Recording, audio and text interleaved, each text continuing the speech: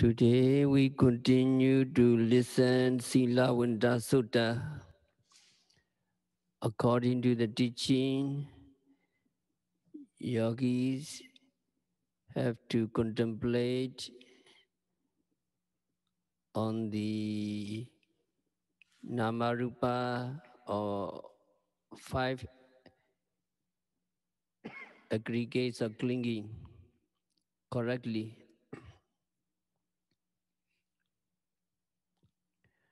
What is Upadanakanda?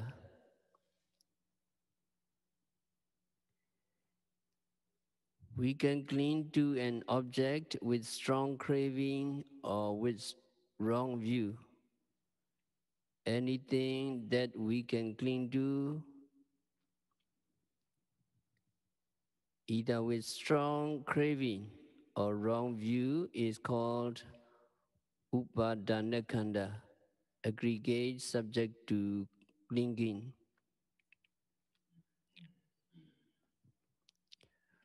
What are the things we can cling to?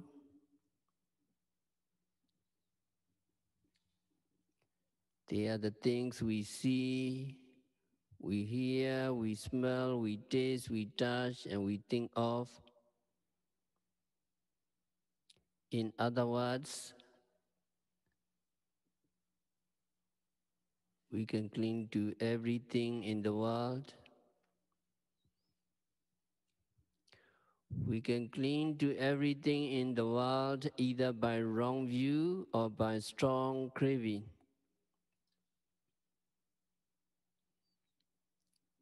When we say this is I, we are clinging by wrong view.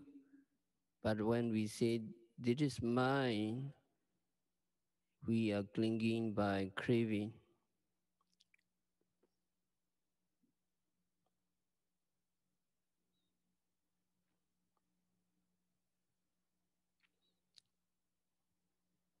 The things we cling to are technically terms aggregates, khanda, in Pali.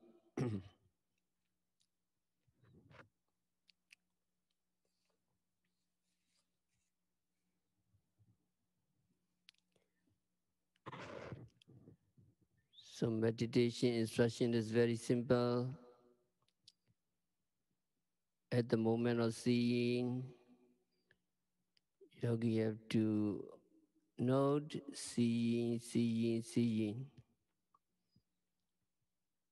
At the moment of seeing, if your concentration, mindfulness getting strengthened, you can discover the five khandhas. At the moment of seeing, the eye sensitivity and the sight are rupa upadanakanda. The pleasant or unpleasant feeling of seeing is vedana upadanakanda. Recognizing or remembering the object of sight is Sinya Upadanakanda. And to see the object and turning the attention towards it is Sankhara Upadanakanda. Just knowing that the object of sight has been seen is Vijnana Upadanakanda. Seeing is not only one seeing, layer of seeing appearing very quickly and disappearing very quickly, and every time yogi notes seeing, seeing, seeing. If your concentration and mindfulness getting strengthened, you can capture these five khandhas. And also hearing,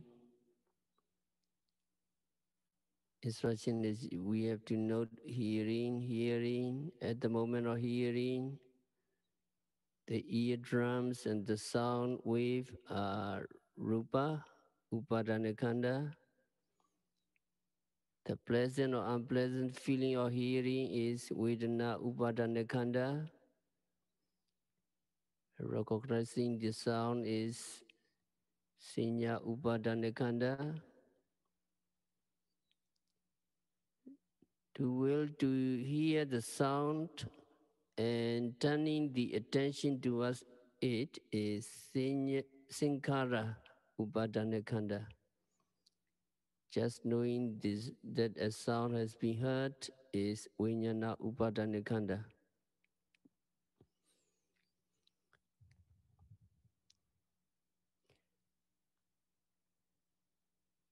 You note hearing every time the sound is heard is to enable you to see the five groups of Rupa and Nama as they really are.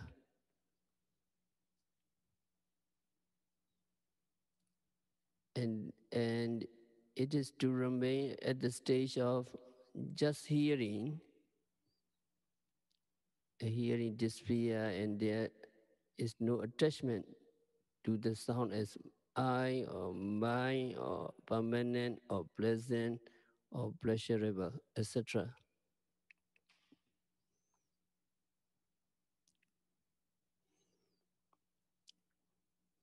As smelling, at the moment of smelling, the five khandhas are there, namarupa are there, the nose and smell are rupa upadana khandha.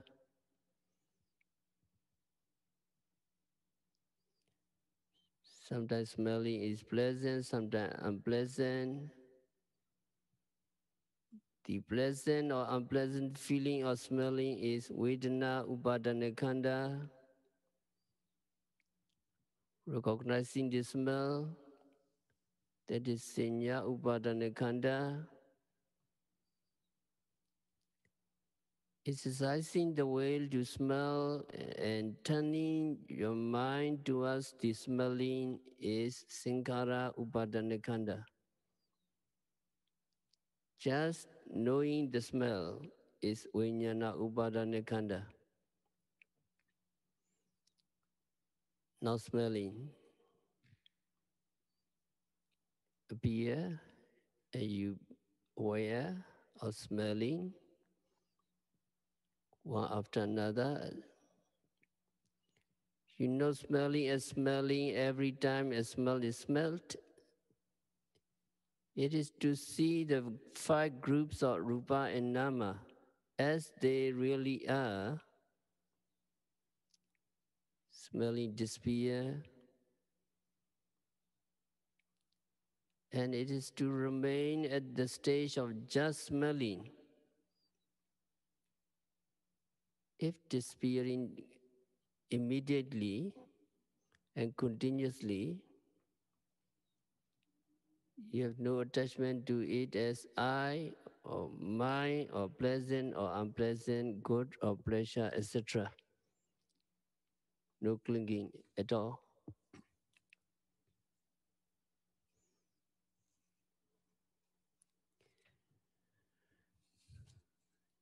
So, seeing, hearing, smelling, tasting, and touching. And touching, there are many touch sensations in our body, and they can be detected by paying close attention to what is happening at the present moment.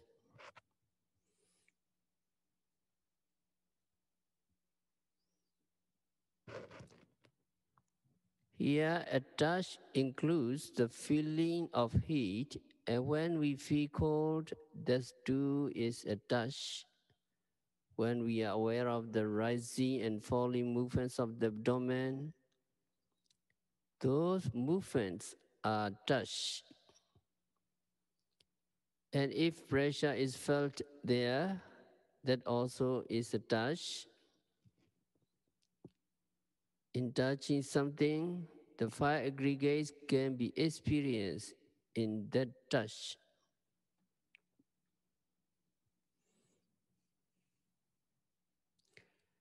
You already know that earth elements, air elements, fire elements, and water elements are four great elements forming the basic of all matter.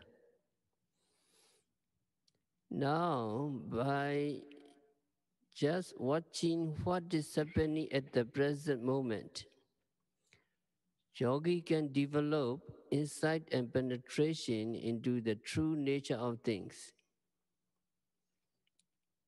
For instance, making a bodily movement begins with the mind's desire to move. Now your concentration is strong and you can capture the intention to move. So yogi want to move, so there is desire, there is intention to move, and minute properties of the air elements are produced by this intention to move. When there is the desire to move, the mind produces new particles of the air elements that outnumber the old particles which disappear. This increase of the air elements is what we call movement.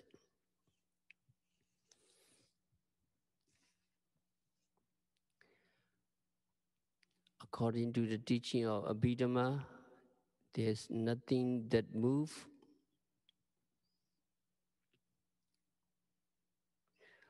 What seems to be moving is only the increase of the material properties, the particles or air elements caused by the intention to move.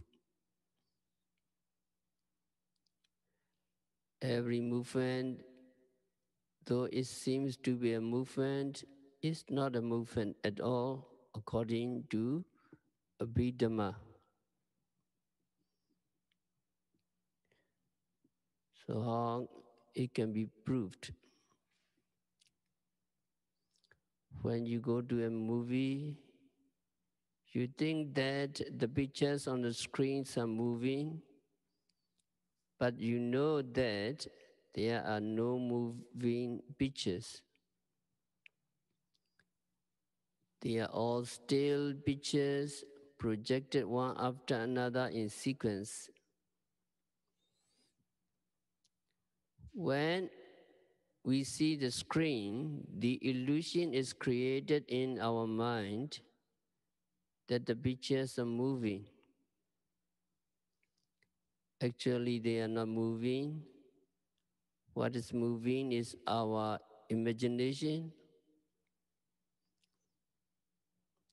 We imagine all of these separate static images to be a flowing continuity, forming a whole, and we think that the pictures are moving.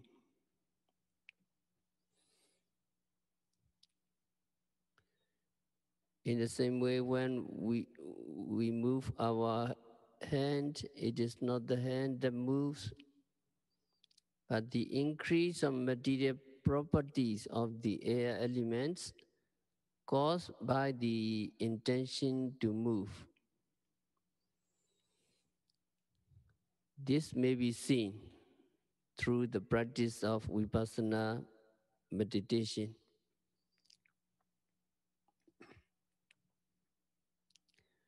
When making notes of the rising and falling of the abdomen, you are actually noting the air elements because its function is movement, which is included in the sense of touch. And the air elements is included in the sense of touch. So when you are aware of the movements of the abdomen, rising and falling, you are experiencing a kind of touch.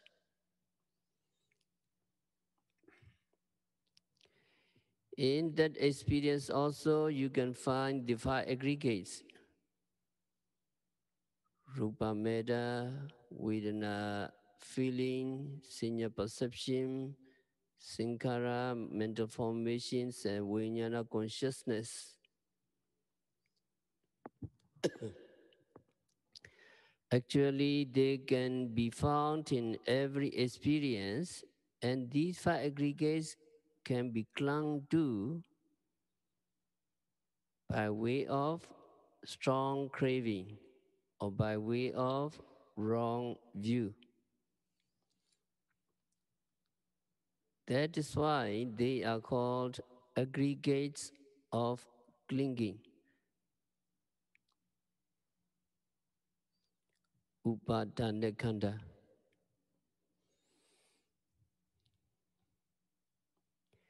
It is these aggregates of clinging that we have to watch and be mindful of in order to get free from suffering. Even when you are thinking of something, the five aggregates are present. When you are thinking, you are not seeing with your eyes or hearing with your ears. You are thinking with your mind. When you are thinking, you are seeing something in your mind or hearing something in your mind and so on. Objects seen or heard in your minds are called past objects. But if they are visible objects or audible objects, they belong to the meta aggregates.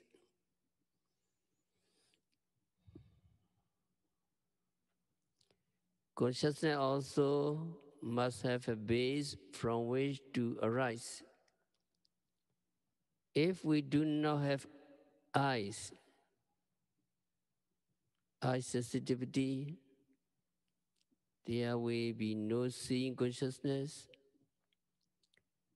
If we have no eardrums, there will be no hearing consciousness. And thinking consciousness also needs a seat. It also needs a base. According to Abhidhamma, the base of thinking is the Hridaya, heart, specifically the blood in the heart. With every experience, seeing, hearing, smelling, tasting, touching, and thinking,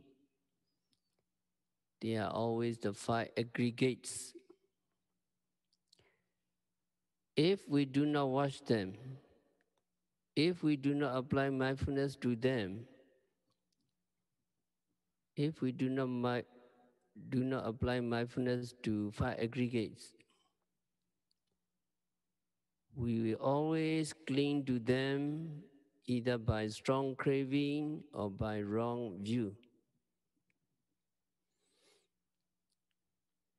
And because they are objects that can be clung to, we usually cling to them if we are not mindful. In order not to cling to them, it is clear that we must watch them while they are present. We can observe them when they are past.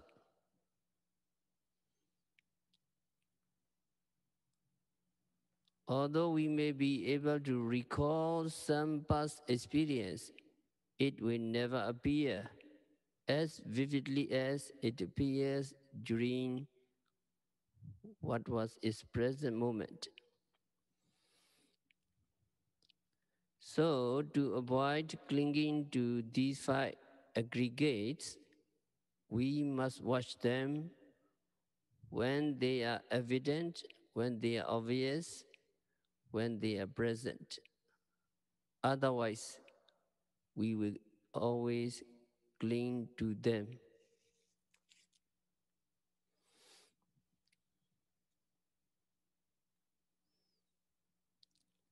When there is clinging, when there is upadana, it does not stop there, just with our clinging. Suppose we are attached to something and we want to possess it. Motivated by the desire, we will try to possess it. Kama bhava, and we will do something to acquire it. Some people may steal it, some people may take it by force from somebody, or some people may even commit murder just to get what we want.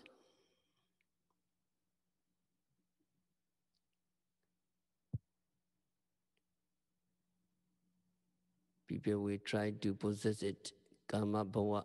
So, motivated by clinging, people take up actions, kama bhava. Sometimes what we cling to is unwholesome, and sometimes it may be wholesome. Whether wholesome or unwholesome, since they are karmas, they have the potential to give results in the future. And we will get the results of those actions in the future.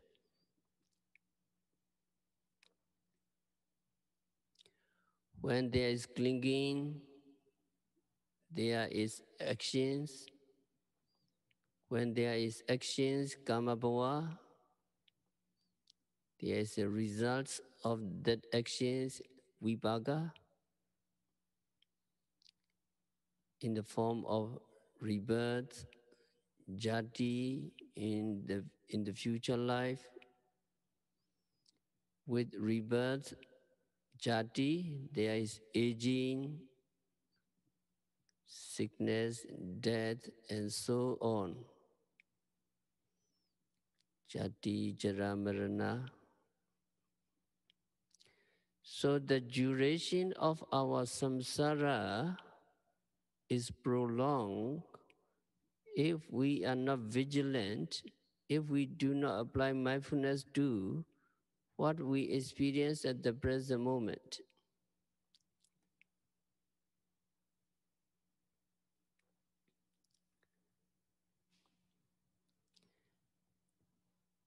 When yogis see objects,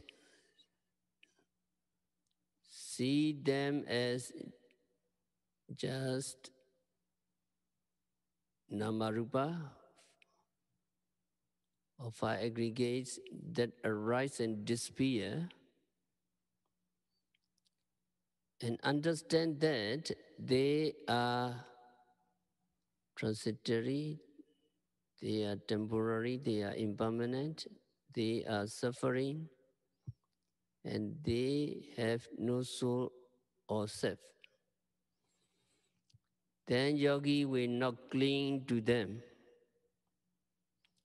When there is no clinging, there can be no actions, no upadana, no kama bhava. When there is no actions, there will be no reaction. As a result, no vipaka. So that is why it is important to apply mindfulness to whatever experience yogis are having at the present moment.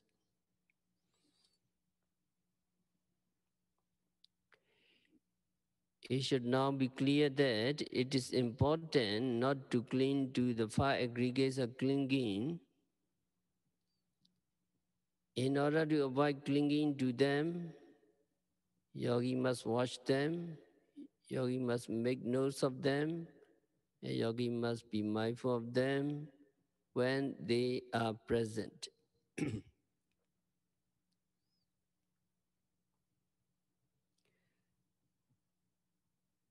So the question, what are we to make notes of the five aggregates? And for what purpose do we have to make notes of them? The answer to when are we to make notes of the five aggregates? When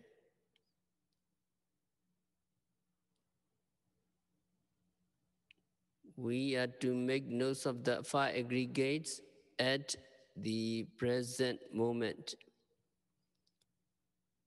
For what purpose? For what purpose do we have to make notes of them? Not to cling to them. We have to make notes of them.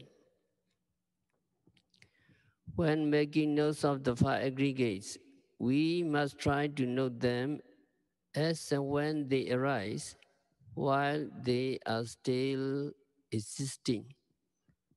But that moment is very short. So yogi quickly note, immediately note to capture that present object.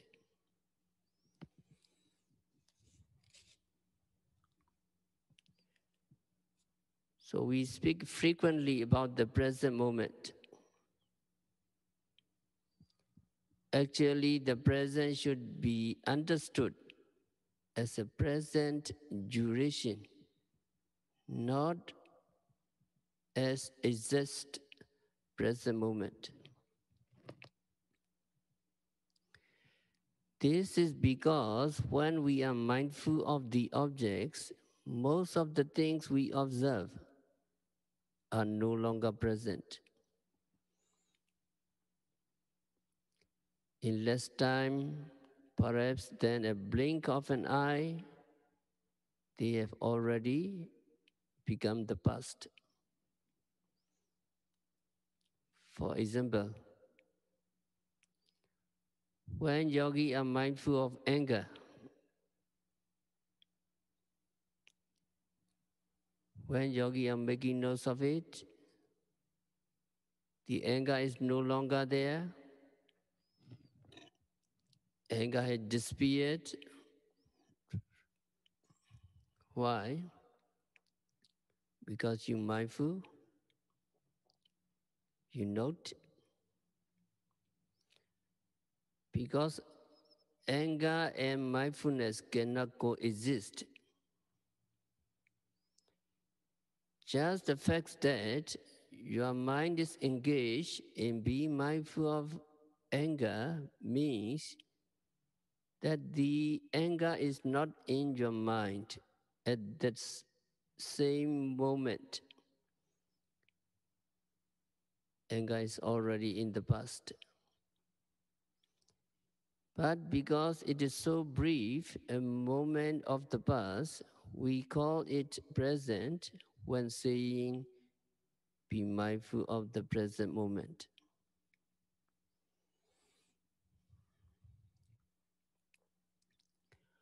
However, while you are being mindful of your breath or the wine, while you are mindful of the rising and falling movements of the abdomen, there are times when you are actually see the exact present moment. This can happen when you are noting the rising and falling movements of the abdomen. If you are noting and the movement coincide exactly, coincide accurately. But this cannot happen when you are being mindful of your thoughts, because by the time you are mindful of them, they are already in the past. But in the context of vipassana, we regard them as being present. When we say be mindful of the present or be in the present moment, when practicing vipassana meditation, it is essential that you remember to be mindful of the object at the present moment.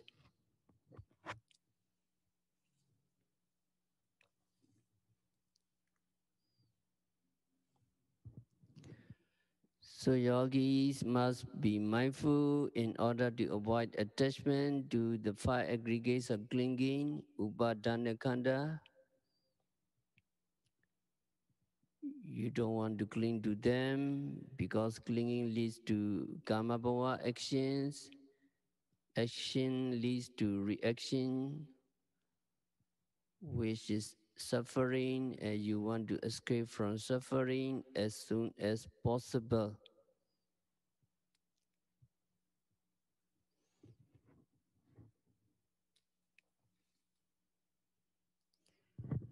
In order to avoid suffering, yogi watch the present moment.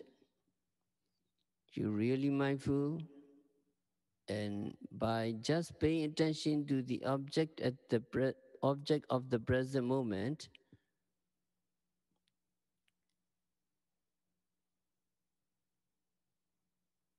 yogi can get concentration.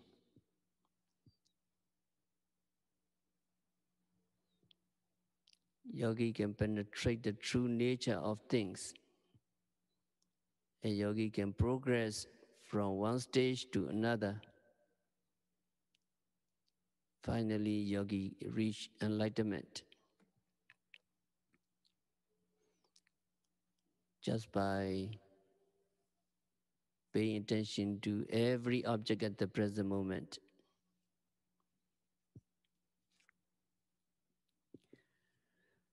So according to the answer given by the Venerable Sariputra in the Silavanta Sutta, a bhikkhu who is virtuous or whose sila is pure should practice vipassana meditation to see the five aggregates of clinging as impermanence, as suffering, as a disease, as a thorn, as a stranger or foreigner, as a dissolution, as void, as not self, etc.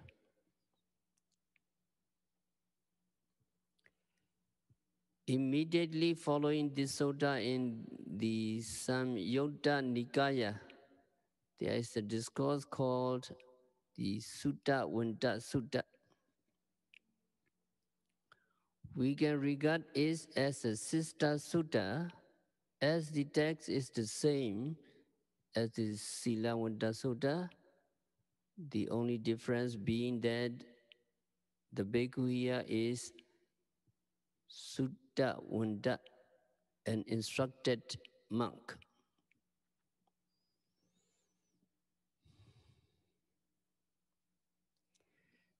The word sutta means heard. In ancient times, writing materials were not easily available, and it may have been customary in those days not to write down the teaching of the Buddha. So the teacher taught and the student learned by listening to his talk. That is how the word sutta came to mean something a person has learned, and sutta vanta means one who possesses knowledge through learning, one who is knowledgeable, sutta vata.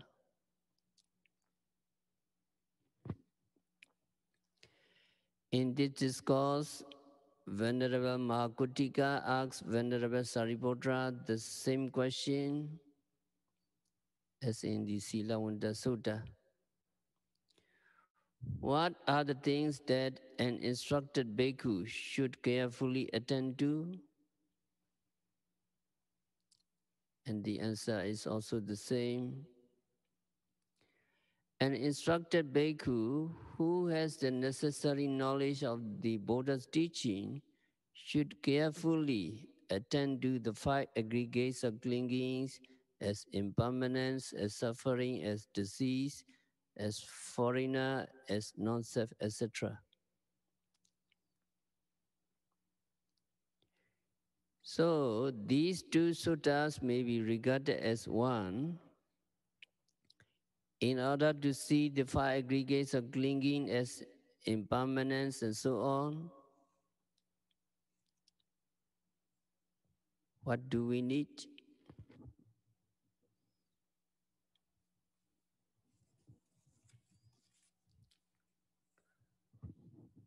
We need samadhi, concentration.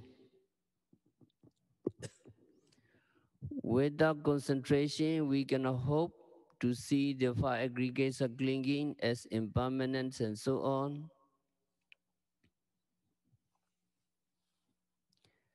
Concentration is an important factor in the practice of vipassana meditation. Whether your practice is samatha meditation or vipassana meditation, you need to have this essential part of meditation practice. To gain concentration, what must we do? We must practice mindfulness. Without mindfulness, we cannot get concentration because mindfulness means full awareness of the object. If there is no full awareness of the object, there can be no concentration in our mind. So to get concentration, it is necessary to practice mindfulness.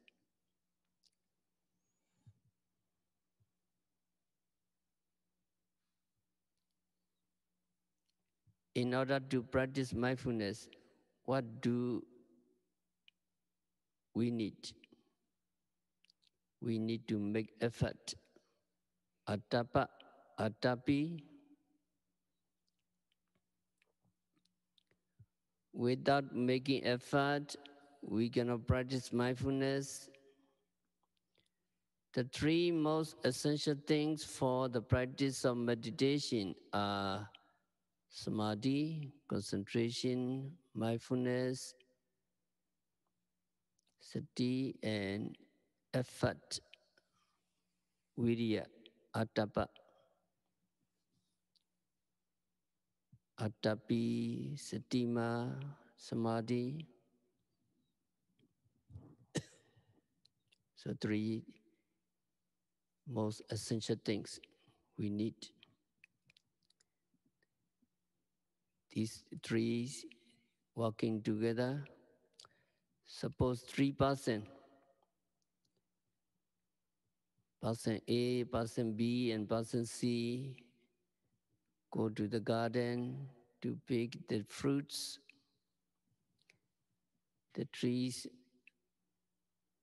are high and the fruits, they cannot reach there.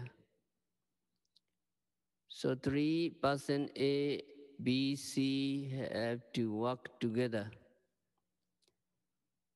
Person A have to bend his back as a bench so that person B can climb on his back to get the fruits. Person B climb on the back of person A so that he can reach the fruits. To be stable and firm for person A and person B, person C stands nearby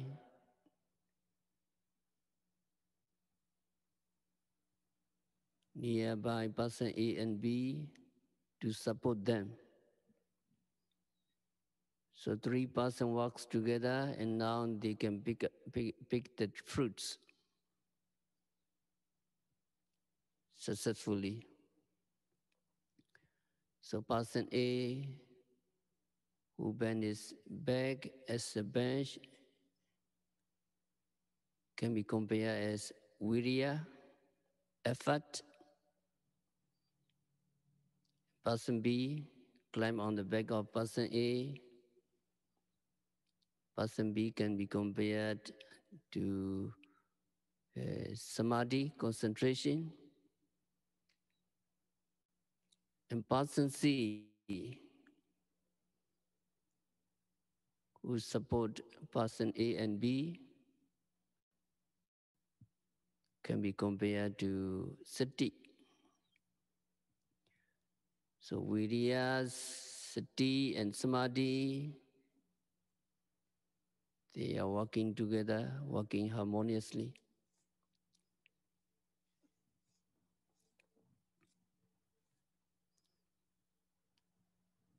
So you make effort to be mindful and you become mindful. And then with the support of effort and mindfulness, you get concentration. Once you gain concentration, once you gain stillness of your mind is free from mental hindrances, nivaranas. Then you will begin to see the five aggregates of clinging as impermanent, as suffering, as a disease, and so on. Now you correctly see the five aggregates of clinging. Your seeing is correct.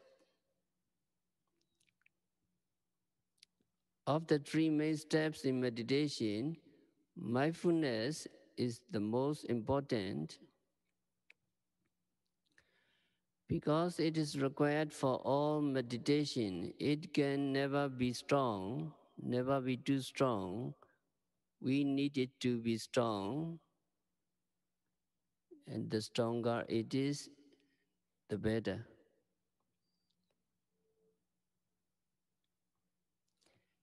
But we need to be careful with the other two steps, effort and concentration, virya and samadhi. Effort can be too little or too much, and concentration can be too much or too little. If there is too little effort,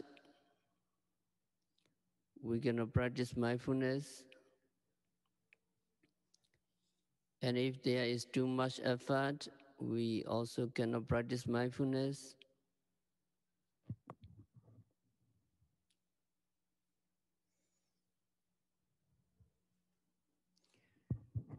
Too much effort leads to agitation and restlessness. It can come when a yogi is so eager to achieve something, so eager to reach enlightenment, so eager to get results. With such eagerness, the yogi tends to exert more effort than is needed. And when more effort than needed is made, the mind becomes disturbed or it trembles and it's agitated. When the mind is agitated, it cannot stay on the object. So, too much effort is to be avoided when practicing meditation.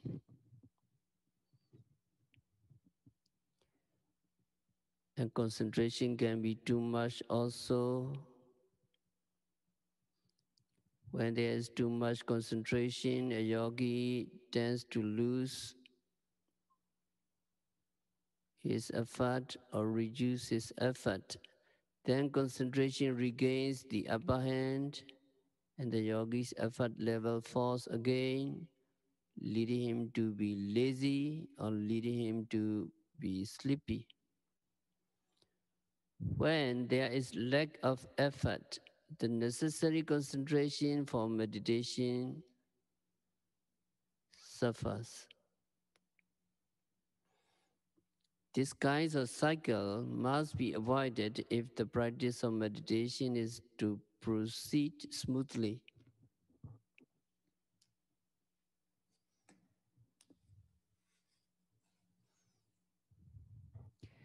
Effort and concentration needs to be just enough for the purpose. They need to be balanced.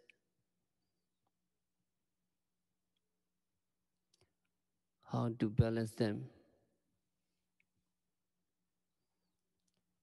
When we are practicing vipassana meditation, we have to be we have to be mindful of two things, either the in-breath and out-breath or the rising and falling of the abdomen. But when another object becomes prominent at the present moment, we are to put mindfulness on that object until it disappears. Then you return to the breath or the abdomen. So the basic practice is to be mindful of two objects, either the breath or the abdomen, and whatever object might arise to distract you. Why two objects? Why not just one object? Or why not more than two objects? If you have to be mindful of more than two objects, it can arouse too much effort and cause agitation. And if you have only one object to attend to, putting your mind totally on that one object is not recommended. Although you can get concentration, in this case, the concentration could become excessive.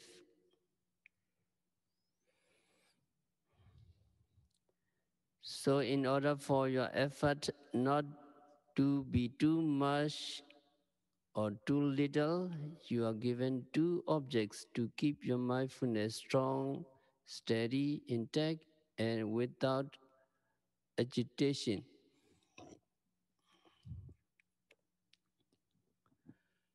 Being mindful of just two objects helps you to balance effort and concentration, two important factors in the practice of meditation.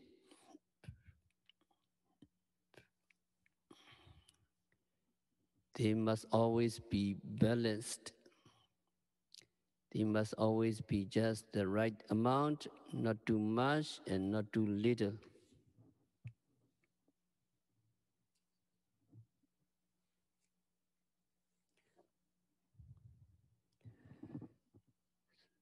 So Silavanta Sutta, if we continue in next week,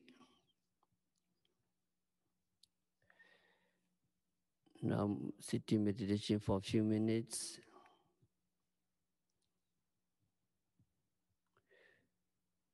At the present time, yogis can reap the benefits of the truth of the Dharma, the teaching of the Buddha. This time is a golden opportunity.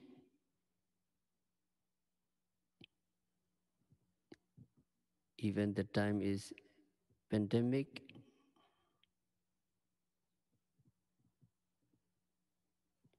You can take this great opportunity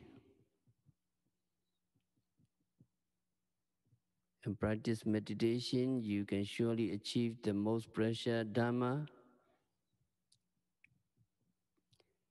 And the great and rare opportunity will not be always available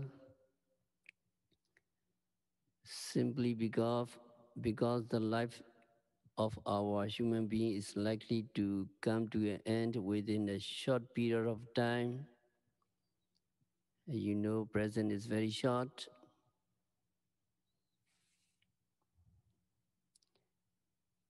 And Buddha's always encourage Jayata Bhikkhave Mapamadatta to contemplate, do not forget, do not delay, do not fail to contemplate. If you miss the opportunity as it comes,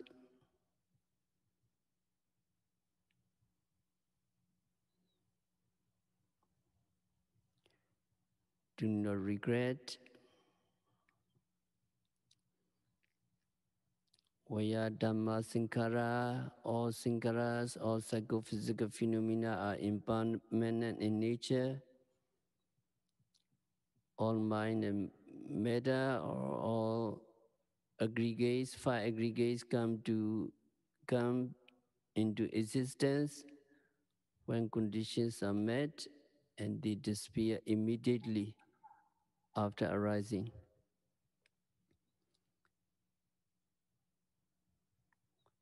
So yogi can find nothing lasting or reliable in these five aggregates, in these namarupa. Reliable is only nibbana and megaphala. So try your practice, try your best in the practice to gain the real Dhamma.